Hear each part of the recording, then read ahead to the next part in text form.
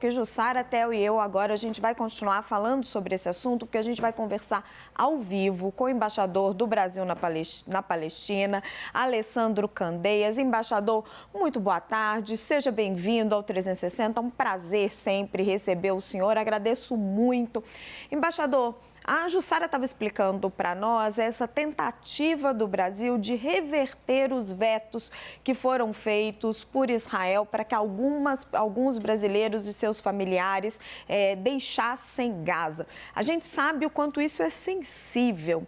É possível reverter esses vetos, embaixador? Que critérios são utilizados para fazer esses vetos e existe uma possibilidade concreta de revertê-los? Raquel, em primeiro lugar, muito boa tarde, um grande prazer estar de novo com você. Queria saudar também o Theo e a Jussara que nos acompanham na cobertura desse assunto. A informação que eu tenho é exatamente a que vocês acabaram de transmitir. O ministro Mauro Vieira, em Buenos Aires, se encontrou com o seu homólogo israelense, fez o pedido. Ainda não temos nenhum retorno, ainda não temos nenhuma informação concreta sobre se esse pedido pode ser aceito. De qualquer forma, da nossa parte aqui, na Palestina, a nossa preocupação é garantir a segurança dos brasileiros que ainda estão lá. E quando eu digo segurança, não apenas retirá-los dos locais de bombardeios que já víamos fazendo desde o início do conflito, há 2 meses atrás, mas também aliviar o drama humanitário que eles estão sofrendo, né? Eles continuam nas casas que nós alugamos. Os que não puderam sair, os que não puderam ser evacuados, continuam nas casas que nós oferecemos em Rafah, justamente no sul, na fronteira, como vocês conhecem bem, que é o lugar, entre aspas, mais seguro ainda de Gaza. Nós temos ainda dessa relação 5 pessoas que estão no norte, que estão na faixa, no norte da faixa de Gaza, na cidade de Gaza mesmo. E esse grupo, essa família, nos preocupa bastante. Nós tínhamos sugerido, inclusive, que elas viessem há vários dias atrás para o sul, ainda não conseguiram. Nós temos também 2 famílias que estão na zona central, em campos de refugiados, na zona central da faixa, também é uma zona onde as hostilidades são muito intensas, e a grande parte do grupo, mais uma vez, está em Rafah, e isso nos tranquiliza. Então temos essa preocupação com relação à reconsideração. Embaixador, desculpa interromper o senhor, é que essa informação é muito importante. Tem uma família de brasileiros no norte de Gaza. O norte de Gaza é alvo de intensos bombardeios. Sim, isso nos preocupa desde o início, quando nós conseguimos trazer a primeira leva de evacuandos, né, para o sul. Essa família decidiu permanecer lá. Nós insistíamos todos os dias para que eles se deslocassem para o sul. Quando foi aberto o corredor humanitário, quando houve o cessar-fogo, nós tentamos também trazê-los. Eles, por 2 ou 3 vezes, enfim, tentaram fazer o percurso e não conseguiram, ou porque havia checkpoints, ou porque havia alguma hostilidade no meio do caminho e tiveram que voltar. Então, sim, nós temos essa grande preocupação. Há 5 brasileiros na cidade de Gaza, no norte, e mais um grupo bem menor em 2 pontos da zona central de Gaza, que são campos de refugiados. Eles não estão em campos de refugiados, eles estão em casas que se situam em bairros com campos de refugiados, né? Eles estão em casas de famílias. Então, sim, nós temos essa preocupação. Então, o que nos inquieta justamente é garantir, desde o começo desse conflito, é garantir a segurança desses brasileiros. Estamos tentando, sempre que abre alguma janela ou de cessar-fogo ou de algum corredor humanitário, nós voltamos a insistir para que eles tentem trazer, enfim, os seus filhos. É uma família com 5 pessoas e 2 famílias no centro, então que possam vir com seus filhos. Já tentamos mandar ônibus e sempre temos alguma dificuldade. Vamos continuar fazendo isso enquanto esperamos a definição, como você mencionou, de se a lista pode ser reavaliada, e isso geraria, então, uma terceira operação. Na verdade, não é terceira, seria uma 4ª operação, porque vale lembrar que nós já tínhamos também feito uma operação de evacuação na Cisjordânia, no início de novembro, no dia 1º de novembro, e logo depois, no dia 12 de novembro, a primeira evacuação de Gaza. E ontem saiu do Egito justamente o terceiro grupo, chegando hoje a Brasília. Mas sim, nós estamos preocupados com esses brasileiros que permanecem em Gaza. E, embaixador, Jussara tem uma pergunta para o senhor. Embaixador, boa tarde. Já agradeço pelos seus esclarecimentos aqui. Eu estava observando a lista ali atentamente dos autorizados a sair e observei que apenas 4 homens estão nessa lista. A partir disso, dá para depreender ali quais foram aqueles vetos? Israel tem mais essa questão em relação aos homens, por exemplo, a saída de homens. Dá para entender quais foram os critérios adotados por Israel ao proibir a saída de algumas pessoas? Boa tarde, Jussara. Também mais uma vez estar com você. Nós não temos, digamos, nenhuma explicação formal clara de quais são esses critérios. Mas pelo próprio exame da lista, como você pontua bem, nós observamos que homens adultos, né, têm sido o objeto das denegações.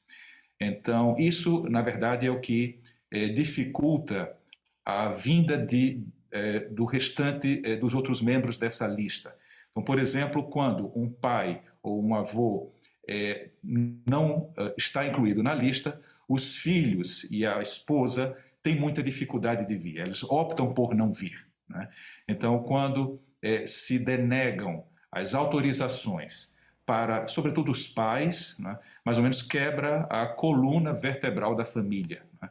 Isso, inclusive, nós tivemos essa preocupação com a lista dos brasileiros que saiu ontem, porque justamente alguns pais não estavam nessa lista.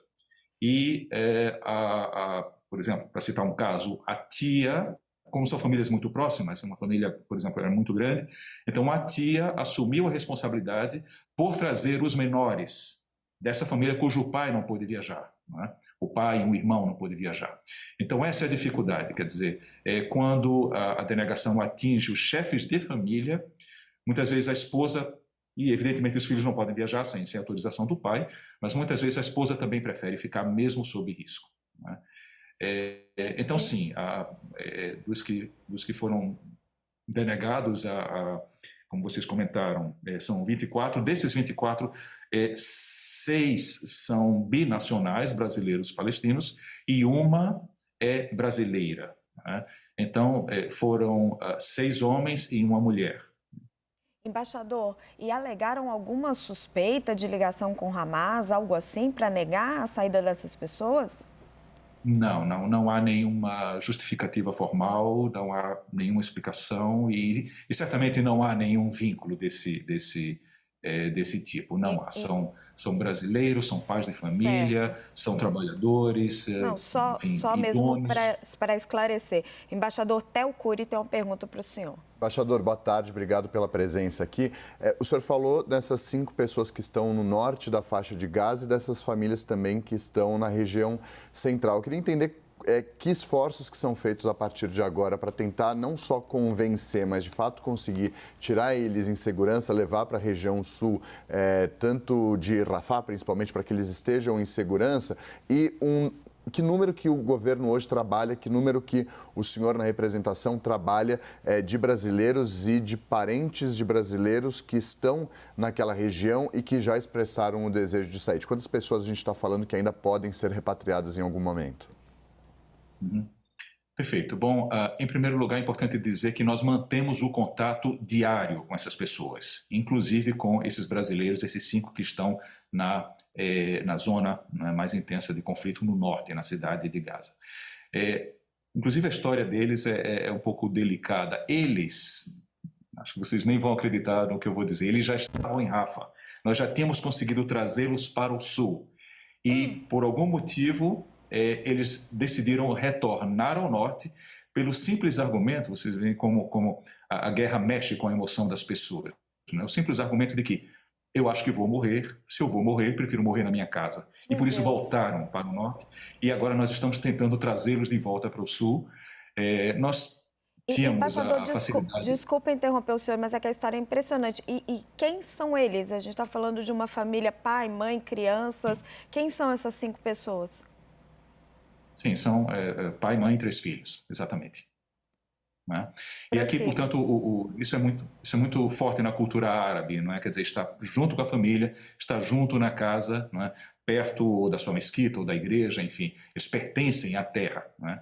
E, mais uma vez, quer dizer, o drama emocional é tão forte que eles dizem, bom, já que minha vida vai se acabar, eu prefiro terminar meus dias na casa onde eu nasci, na casa da minha família. Foi isso que aconteceu com essa família que nós temos trazido para Rafah e um belo dia descobrimos que eles tinham voltado para o norte, para o nosso desespero, né? E desde então nós estamos tentando trazê-los.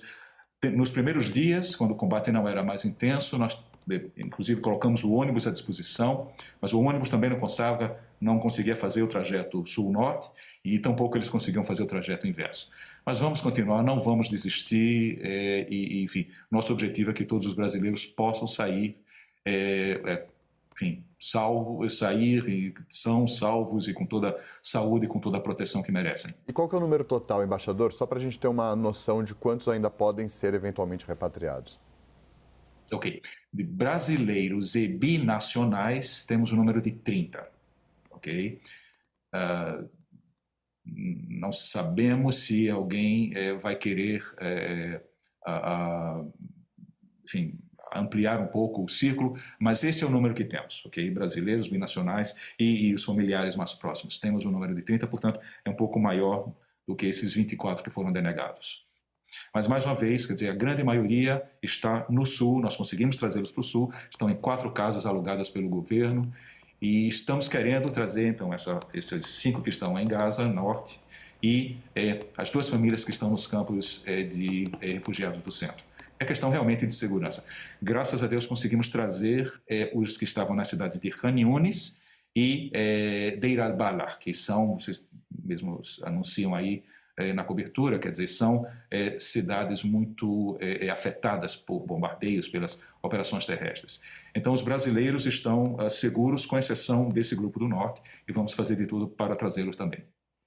Nós conversamos com o embaixador do Brasil na Palestina, Alessandro Candeias. Embaixador Theo, Jussara e eu agradecemos muito a sua entrevista aqui no 360, especialmente a nossa querida Jussara Soares, que mantém um contato tão estreito com vocês. Muito obrigada, embaixador. Um abraço, prazer.